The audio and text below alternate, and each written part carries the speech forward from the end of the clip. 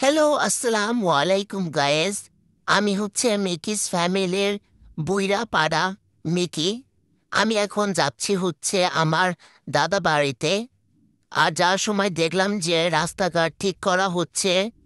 Police আঙ্কেলরা খুবই ভালোভাবে তাদের ডিউটি দিচ্ছে, তো খুবই ভালো লাগছিল এটা দেখে। যাওয়ার পর দেখলাম যে দাদি বাসার ওয়েদারটা খুবই সুন্দর, ভাবলাম যে ছাদে চলে যাই। যেই ভাবনা চিন্তা সেই কাজ। আমি চলে আসলাম ছাদে, তারপর দেখলাম যে সুন্দরী সুন্দরী মেয়েরা আছে, ওদেরকে একটু উকি ঝুঁকি মেরে দেখছিলাম। ভালোই লাগছিল। দেখতে দেখতে দেখলাম যে মা চলে আসলো। আসার পরে হচ্ছে একটু ভাব নিয়ে এখানে বসেছিলাম যাতে বুঝতে না পারে যে আমি এখানে এসেছি।